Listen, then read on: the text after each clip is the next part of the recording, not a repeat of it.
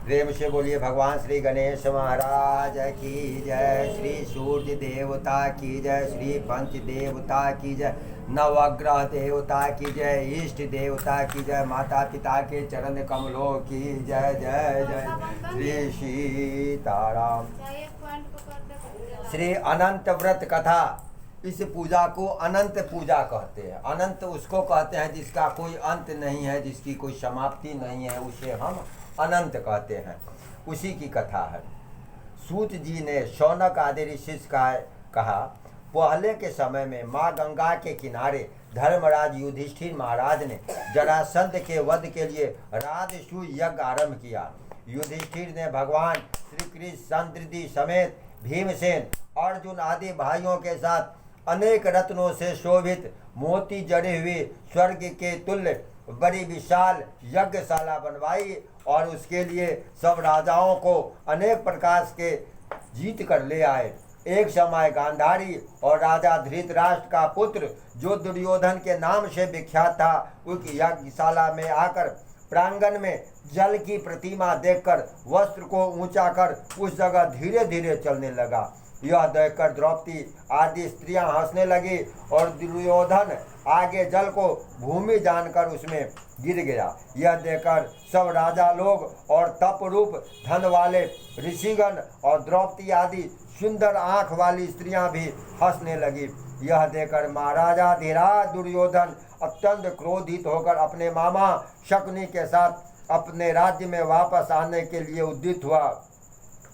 एक चीज गौर कर लीजिएगा, कभी अगर कोई गिर जाए या कि किसी को बेवकूफ़ बनाकर, औरत को तो खास करके नहीं हंसना चाहिए।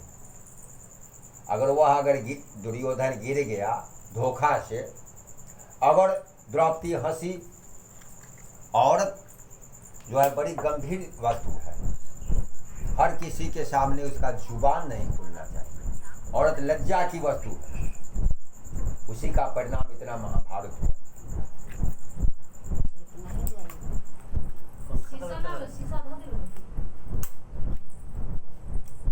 उस समय शकुनी ने अत्यंत मधुर वचन कहा, हे राजन, आगे बहुत कार्य करना है, इसलिए आप महाक्रोध का त्याग करें। हे राजेंद्र, यज्ञशाला से अपने घर चलने के लिए उठिए। तब ऐसा ही सही कहकर दुर्योधन राजाओं के साथ हस्तिनापुर जाकर राजा पांडु के सबसे बड़े पुत्र भीमसेन, युधिष्ठिर, अर्जुन आदि को बुलाकर अपने राज्य में प्रसन्न होकर जुआ खेलने लगा। उस जुए में नहीं है छल, जिनमें ऐसे पांडवों का संपूर्ण धन और राज्य आदि जीत लिए। जुआ खेलना अच्छी चीज नहीं है। इतने बड़े युधिष्ठिर बहुत विद्वान थे, बहुत धर्मात्मा थे, फिर भी वो जुआ खेलने गए तो क्या हुआ? अपनी प्रतिष्ठा गंवा दिए, धन गंवा दिए, पत्नी को दांव पे लगा दिए। जुआ कोई अच्छी चीज नहीं है, इसलिए ऐसी चीजों का परित्याग करना चाहिए। ये सब सिर्फ देखने और पढ़ने की चीज नहीं है, सुनने का चीज नहीं है, अमल करने का चीज है। तदंतर भ्राताओं सहित युधिष्ठिर महान विपत्तियों को प्राप्त जंगल के बीच वनचर जो भिल्लादिक है उनके सदृश रहने लगे। पांडवों के समाचार को सुनकर भगवान श्री कृष्ण वहां गए। सूत जी ने शौनकादिक ऋषियों से कहा, दुख से अत्यंत दुर्बल पांडव लोग वन में रहते थे। महात्मा श्री कृष्ण चंद्र को देखकर क्रम से पूजनादिक और प्रणाम कर राजा युधिष्ठिर बोले, हे प्रभु, भाइयों सहित हमको यह दारुण दुख प्राप्त हुआ है। इस दुख रूपी सागर से हम कैसे छुटकारा पाएंगे? सो कहिए, हम कौन से उत्तम देवता का पूजन करें अथवा कौन सा व्रत करें जिससे हमको राज मिले? हमारा हित तो आप ही की कृपा से होगा। ऐसा सुनकर भगवान श्री कृष्ण बोले, हे युधिष्ठिर, पुरुषों और स्त्रियों के साथ समस्त पापों को नष्ट करने वाला अत्यंत उत्तम एक अनंत नामक व्रत है, जो भादो मास के शुक्ल पक्ष की चतुर्दशी तिथि को होता है। इस व्रत के अनुष्ठान मात्र से संपूर्ण पापों का नाश हो जाता है। ऐसा सुनकर राजा युधिष्ठिर ने कहा, हे वासुदेव, आपने जो अनंत व्रत कहा है सो क्या शेषनाग का अथवा अनंत नाम के नक्षत्र का व्रत है, या अनंत पार ब्रह्म का यह व्रत है। हे केशव, यह अनंत किस देवता का नाम है, सो सत्य सत्य कहिए। ऐसा सुनकर भगवान श्री कृष्ण बोले, हे धर्मराज, अनंत हमारा ही नाम है, इसे हमारा ही स्वरूप जानो। सूर्य आदि जितने देवता हैं जो कालादिक कहे जाते हैं, सब हमको ही जानो। और कला काष्ठा मूर्त आदि दिन रात्रि तथा सब जितने शरीर वाले प्राणी हैं तथा पक्ष मास ऋतु वर्ष युग और कालादि की व्यवस्था सब मुझी को जाना। यह जो मैंने कालादि कहा है, यह इस अनंत नाम से प्रसिद्ध है। वह मैं भूमि का भार कम करने के लिए इस समय कृष्ण नाम से अवतारित हुआ हूँ। दानवों का नाश तथा साधु पुरुषों की रक्षा के निमित्त मुँह से वसुदेव के कुल से ही उत्पन्न जानो। आदि अंत और मध्य जिसका नहीं है, ऐसे श्री कृष्ण विष्णु शिव वैकुंठ सूर्य चंद्र व्याप्त सर्वत्र व्याप्त ईश्वर मुझको जानो।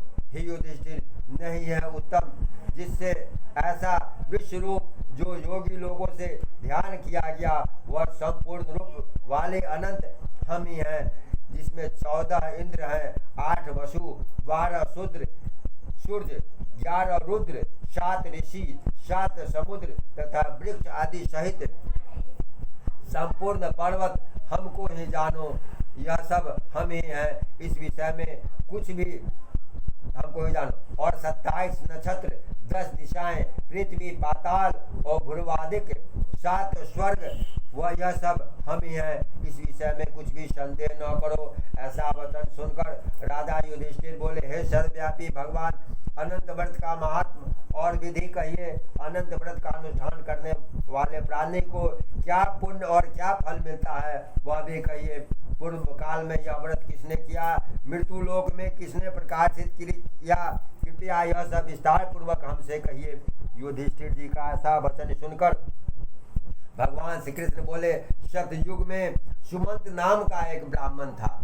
सतयुग में सुमंत नाम का एक ब्राह्मण था। उसने वशिष्ठ गोत्र में उत्पन्न सुंदर दीक्षा नाम की भृगु ऋषि की कन्या के साथ वेद की विधि से विवाह किया। हे राजन, दीक्षा नाम की स्त्री से समय पाकर अनेक सुंदर लक्षणों से युक्त एक कन्या उत्पन्न हुई। वह शीला नाम की अत्यंत सुशीला कन्या पिता के घर पलने बढ़ने लगी। उसकी पतिव्रता माता काला ज्वर के दाह से दुखी हो और नदी के जल में प्राण त्याग कर स्वर्ग को चली गई। तदंतर उस सुमंत नामक ब्राह्मण ने धर्म नाम की एक दुशीला नाम की कन्या से विधि विधान पूर्वक विवाह किया। वह स्त्री कन्या के ही सदृश दुष्ट स्वभाव कर्कश वचन बोलने लगी और बड़ी प्रचंड थी। वह शीला नाम की कन्या पिता के घर गृह कार्य करने में बड़ी चतुर थी।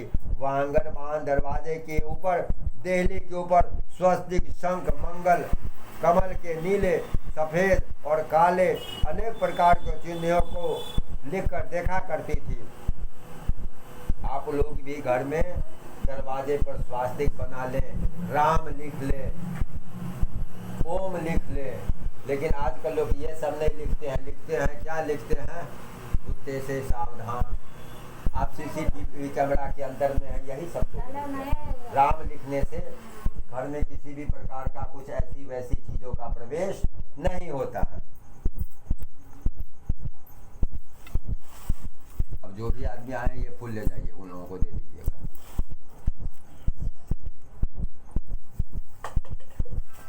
इसके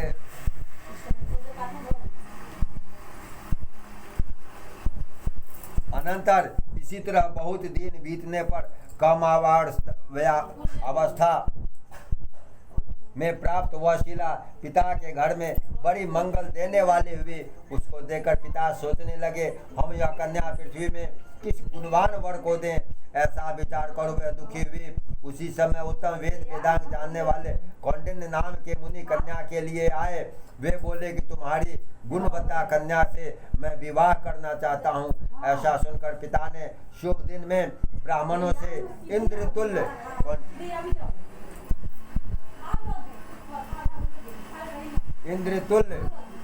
कौंडिन्य मुनि को अपनी कन्या दे दी। श्री कृष्ण जी ने कहा, हे धर्मराज, सुमंत ने वेद विधि से इसका विवाह कर दिया।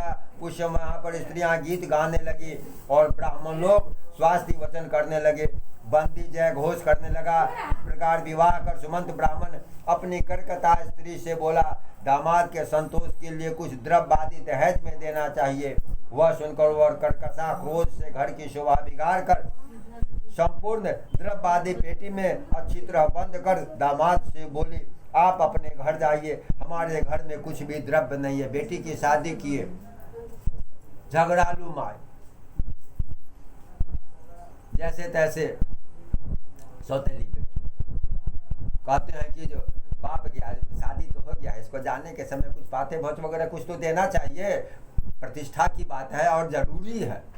तो उसकी माँ सारा गहना जेवर जो भी खाने मन महत्वपूर्ण कीमती सामान था बक्सा में रख दे, कहते मेरे घर में कुछ नहीं। ऐसा कभी भी नहीं बोलना चाहिए जो मेरे पास कुछ नहीं है। जो आदमी ये बोल दिया जो मेरे पास कुछ नहीं है, उसका जो भी है चला जाएगा, ये याद रखिएगा। और अक्सर लोग बोलते हैं हमारा पास में तो कुछ हो नहीं है, ऐसा भूल के भी नहीं बोलना चाहिए। क्या नहीं है?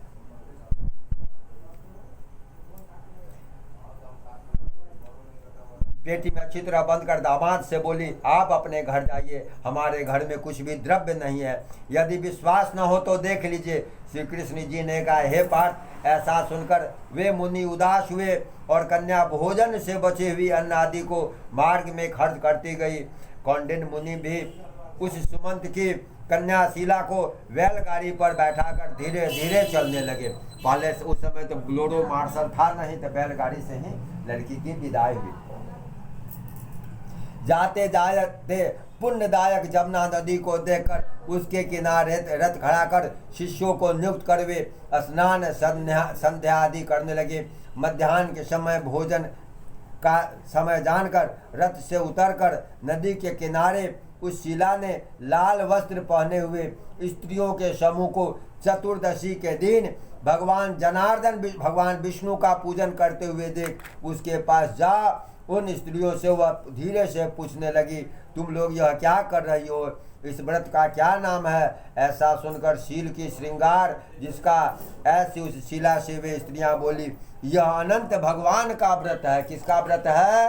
अनंत भगवान का व्रत है और हम अनंत भगवान की ही पूजा करते हैं। ऐसा सुनकर शीला बोली कि मैं भी यह उत्तम व्रत करूंगी। इस अनंत व्रत की क्या विधि है और यह व्रत किस प्रकार का है? इसमें क्या दान होता है? कौन देवता पूजे जाते हैं? सो मुझसे कहो। ऐसा सुनकर वे स्त्रियां बोली, उत्तम अन्न को प्रस्थ मात्र एक सेर लेकर, यहाँ तो लोग 100 ग्राम रखता है। कथा अगर पंडित जी बोलेंगे तो लोग कहेगा पंडित जी के तो लोभ हो जाए। हम नहीं ना बोल रहे हैं, किताब हम नहीं लिखे ना, मेरा संबंधी लिखा है। प्रस्थ मात्र एक सेर लेकर माल पूव आदि पकवान बनाकर आधा ब्राह्मण को देवे, आधा स्वयं भोजन करें। आज जो भी बनेगा आधा पंडित जी को मिलेगा, आधा अपने। लेकिन आप सोच लीजिए केकरा घर से कितने पंडित जी के मिलते, आधा मिलते कि चौथाई मिलते कि 10वां हिस्सा मिलते। कुश के शेष नाग को बनाकर बांस के पात्र में रखकर फिर स्नान कराकर मंडप के भीतर भगवान का सविधि पूजन करें। चंदन, फूल, पुष्प, धूप, दीप आदि अनेक प्रकार के नैवेद्य आदि मिष्ठान सहित रखे। उनके आगे मजबूत सूत का डोरा, ये कच्चा धागा से नहीं बनता है, ये मजबूत सूत का धागा होता है जो साल भर तक रखना होता है। केसर रंग का 14 गांठ देकर बाएं हाथ में बांधे। बायां हाथ में बांधे इसमें लिखा हुआ है, लेकिन किसके लिए? महिलाएं बाएं हाथ में बांधेगी, पुरुष तो दाहिना हाथ में बांधेगा। शीला महिला ना है, शीला लड़की है, तो उसको बाएं हाथ में बांधने के लिए बोला गया है। ऐसा ना हो जो पुरुष भी कहे जो इसमें किताब में लिखल है बायां हाथ, तो हम बाएं हाथ में बांधेंगे। उसके बाद यह याद रहे, स्मरण रहे कि हे वासुदेव, नहीं है अंत जिसका ऐसे महासागर रूपी समुद्र में डूबे हुए मुझको तुम्हारा ही एक सहारा है। तुम्हें उद्धार करने वाले हो, अपने अनंत रूप में लीन करो। हे सूत्र रूपी अनंत भगवान, आपको बारंबार प्रणाम है, प्रणाम की मुद्रा बनाइएगा, आपको बारंबार प्रणाम है, आपको हमेशा नमस्कार है, आपको करोड़ों प्रणाम है, लक्ष कोटि प्रणाम है, लाख करोड़ प्रणाम है। ऐसा भगवान का ध्यान कर तथा भोजन कर, ऐसा स्मरण कर सुत रूपी अनंत भगवान को बाएं हाथ में बांधकर स्वस्थ चित्त हो भोजन करे। संसार रूपी अनंत भगवान का ध्यान तथा भोजन कर अपने घर जाएं। हे भद्रे, यह व्रत तुमसे कहा। भगवान श्री कृष्ण युधिष्ठिर से बोले, हे राजेंद्र, प्रसन्न चित्त से ऐसा विधि विधान सुनकर वह शीला भी सुंदर डोरे को हाथ में बांध व्रत करने लगी। ऐसा 14 गांठ देकर बाएं हाथ में बांधना कहा, वैसा बांधकर अपने भोजन का आधा ब्राह्मण को दे और शिष्ट स्वयं खाकर फिर प्रसन्न हो पति के साथ बैलगाड़ी द्वारा अपने घर को गई। तब से उसका शुभ शकुनों पर विश्वास हो गया। वह अनंत व्रत करने से गोधन और धन धान्य आदि से भरपूर घर हो गया। वह सोने से ग्रथित मणिक और मोतियों के हार से भूषित तथा अतिथि पूजन में सर्वदा व्याकुल रहती थी। उसके पास में धन संपत्ति हो गया। जब धन बहुतों के पास में धन का मालिक कम लोग बनते हैं, धन के चौकीदार ज़्यादा बनते हैं। मालिक कौन है आप देखिएगा, बैंक में जाइएगा, बैंक में कितना पैसा है बैंक के कैशियर के पास में, लेकिन वह उसका मालिक है नहीं। उसे तो बढ़िया गेट पर जो दरबान है तो वो राइफल डंडा लेकर के वह 10 रुपया मांगेगा तो गेटमैन दे देगा, लेकिन वह देगा कैशियर 10 रुपया। तो मालिक बनने वाला उसको धन को धर्म में खर्च करता है, और जब धर्म में खर्च करेंगे तो वह बढ़ेगा। याद रखिए, 1 किलो गेहूं खरीद के बाजार से ले आइए, आधा किलो गेहूं को पोटली बांध के किसी बक्सा में, गोदरेज में, संदूक में रख दीजिए और आधा किलो गेहूं को जाकर के खेत में छींट दीजिए। 6 महीना के बाद देखिए पोटली वाला गेहूं कितना होगा, खत्म हो गया, सूरा खा गया, और खेत वाला गेहूं से कितना गेहूं निकल गया। जिस कुएं के पानी को कोई पीना नहीं पसंद किए, उस कुएं का पानी खराब हो गया, सूख गया। और जिस कुएं का पानी लोग पीते थे, उस कुएं का पानी मीठा रहता था, कभी नहीं सूखता था। ठीक है, पूजा में बैठे हुए तो वह जो है सुख से रहित रहकर वह मनुष्य युग कर घनी और मोतियों के माला से अलंकृत घर में पति के साथ उत्तम वस्त्र पहन सावित्री के समान शोभित होने लगी। घर में आए हुए किसी भी द्वार पर याचक को खाली नहीं लौटाती थी। किसी समय पति ने बैठी हुई शीला के हाथ में बंधा हुआ सुंदर डोरा देखा और शीला से बोला, हे शीले, तूने यह क्या डोरा मुझे वश में करने के लिए बांधा है, इसका कारण कहो। ऐसा सुनकर शीला बोली, जिसके प्रसाद से, जिसके प्रभाव से, जिसके आशीर्वादी से मैंने संपूर्ण धन धान्य संपदा मनुष्य को मिलती है, वही अनंत हमने धारण किया है। भगवान श्री कृष्ण ने कहा, लक्ष्मी के मद में अंधा होकर शीला के ब्राह्मण पति ने शीला के वचन सुनकर उसकी बाह के डोरों को जल्दी से तोड़ दिया। एक चीज याद रखिएगा, जब आदमी इंसान दुखी होता है ना, तब देवता को मानता है, सब चीज को मानता है, और जब धन आ जाता है तो कहता है, अरे हम उतना मेहनत किए तब न इतना पाए हैं। भूल जाता है भगवान को। जब तक उसके पास में गरीबी है वह भगवान को याद करेगा, और जब धन आएगा तो भगवान को याद करने का समय नहीं है। भगवान को याद करने का समय नहीं है तो भगवान भी भूल जाते हैं। आजकल सबसे सस्ता है भगवान को ठगना। भगवान को ठगना सबसे सस्ता है। 1 लोटा 1.25 लीटर का लोटा लेकर के लोग उज्जवल लेकर जाते हैं मंदिर, और उसमें 2 से 3 चम्मच दूध मिला देते हैं। कहते हैं कि भोला बाबा को हम दूध चढ़ाए। भोला बाबा बेवकूफ ना थे, उनका थोड़े पता चले कि हमारा दूध चले लखन पानी चढ़े लखन। भगवान को ठगिए न लिए। तो वह घमंड में, जब धन हो गया तो घमंड हो गया। शीला जो पहने हुए थी अनंत डोरा, ऐसी डोरा उसको तोड़ के फेंक दिया, तोड़ दिया, और कहा, यह अनंत कौन है? ऐसा कहते हुए पाप कर्म करते हुए उस मूर्ख ने डोरा को अग्नि में रख दिया, आग में रख दिया।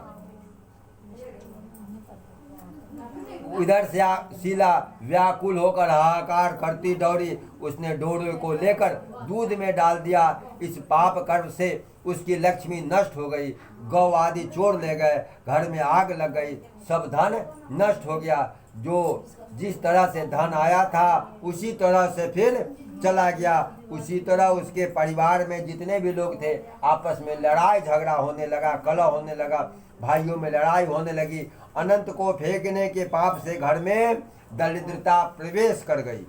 भगवान श्री कृष्ण ने कहा, हे युधिष्ठिर, उसके साथ संसार में कोई बातचीत नहीं करता था। वह शरीर से संतप्त हो गया, मन से भी दुखी रहता था। बड़े भारी दुख को पाकर कौंडिन्य मुनि ने अपनी पत्नी शीला से कहा, हे शीले, एकाएक उत्पन्न इस शोक के कारण मैं दुखी हो गया हूँ। मेरा संपूर्ण धन नष्ट हो गया, आपसी में संबंधों में भी अब मतभेद हो गया है, अपनों से कलह होता है, मुझसे कोई बात नहीं करता, शरीर में नित्य अनेक प्रकार के बीमारी पाप रहते हैं, मन में बड़ा दुख रहता है। इसका क्या कारण है तुम जानती हो तो कहो, क्या उपाय है जिससे मेरा भाग्य अच्छा हो। ऐसा सुनकर शील ही जिसका आभूषण है, ऐसे सुंदर स्वभाव वाली शीला पति से बोली, अनंत फेंकने के पाप कर्म से यह सब हुआ है। हे महाभाग, उसके लिए उपाय करें, फिर तब सब ठीक हो जाएगा। ऐसा उसके कहने से वह ब्राह्मण मन से हरि भगवान की शरण में गया। उसके अनंतर पर कौंडिन्य मुनि खेत को प्राप्त हो वन को गए, जहाँ वे उत्तम ब्राह्मण वायु का भक्षण कर तप करने की इच्छा से उस परमेश्वर का ध्यान करते हुए सोचने लगे, जिसके प्रसाद से, जिसकी कृपा से मुझे धन आदि मिला, उसके अपमान करने से मैं गरीब होकर कष्ट को प्राप्त हो गया। मुझको अतिशय सुख देने वाला धनाधिक हुआ है। ऐसा चिंतन करते हुए गहन जंगल में चला गया घूमने। वहीं पर फला फूला एक आम का वृक्ष था। अब जरा ध्यान से सुनिएगा। उसने वहीं फला फूला आम का वृक्ष था, वैसा था जिस पर एक भी पक्षी नहीं था और करोड़ों कीड़े लगे हुए थे। एक आम का वृक्ष ऐसा था जिसमें फल बहुत थे, लेकिन उस फल को खाने वाला कोई भी ऊपर पर कोई चिड़ैया चुनमुनी नहीं है, और उसमें सड़ा हुआ फल कीड़ा लगा हुआ था। उसमें जो भी फल तैयारी होता था सड़ा हुआ ही होता था और कीड़ा लग जाता था। उसने आम के वृक्ष से पूछा, हे वृक्ष, आपने कहीं अनंत भगवान को देखा हो तो कहो, मेरे चित्त में अतिशय दुख है। यह सुनकर आम का वृक्ष बोला, हे ब्राह्मण, मैंने अनंत भगवान को नहीं देखा है। यह सुनकर वह दुखी होकर चल दिया। अनंत भगवान को कहाँ देखेंगे, ऐसा विचार करता हुआ इधर उधर घूमने लगा। इतने में बछड़ा सहित एक गाय को देखा जो जंगल के बीच में इधर उधर दौड़ रही थी।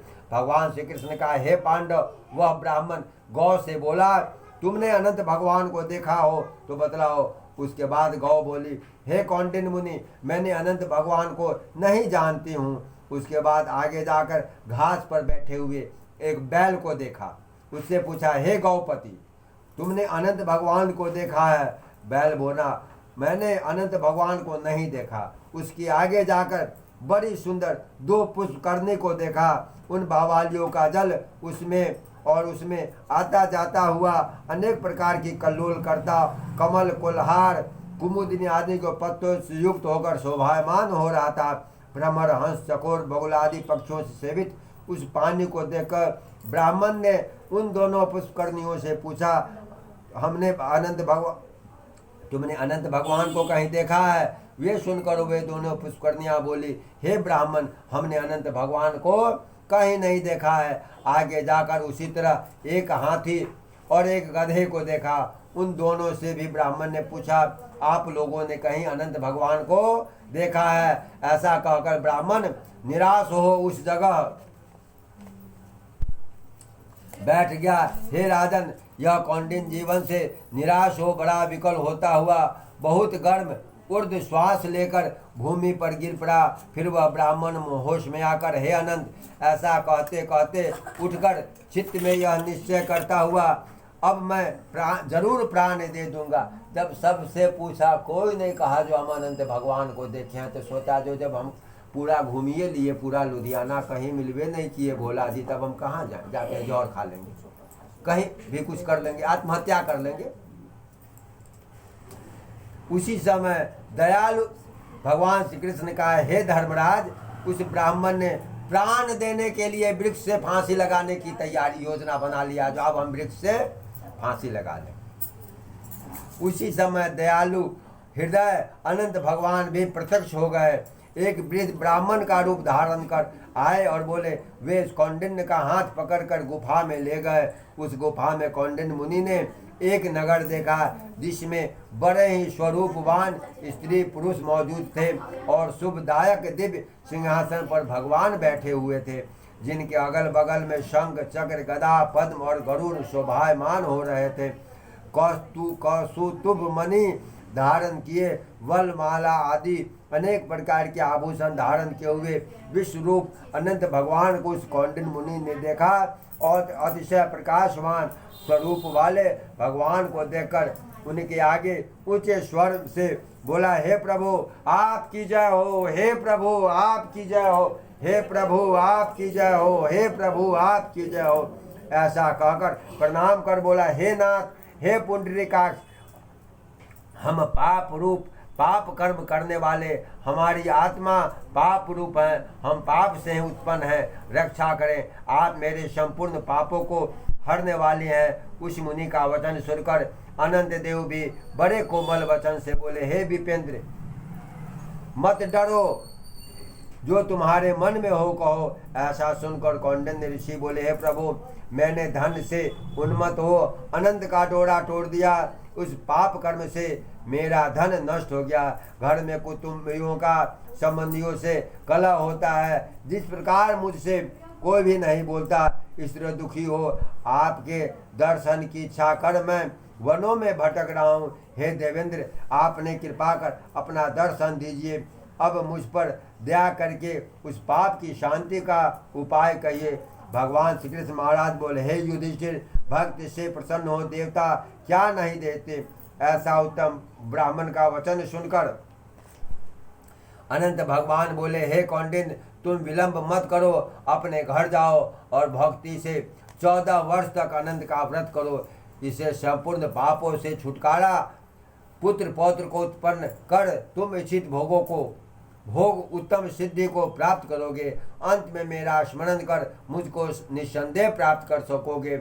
इस संपूर्ण लोगों के कल्याण के लिए तुमको वरदान देते हैं। वह शिला का अनंत वत्रादिक व्रतादिक श्रेष्ठ आख्यान और कल्याण करने वाले अनंत व्रत को जो प्राणी सुनकर किया करेंगे, वे शीघ्र पापों से छूटकर परम गति को प्राप्त होंगे। अनंत देव ने कहा कि हे ब्राह्मण, मेरे जिस मार्ग से तुम्हें यहाँ आए हो, उसी मार्ग से जल्दी से घर को जाओ। ऐसा सुनकर कौंडिन्य मुनि बोले, हे स्वामी, जो मैं पूछता हूँ सो बतलाइएगा। जंगल में घूमते घूमते मैंने आश्चर्य देखा। हे जगत गुरु कहो।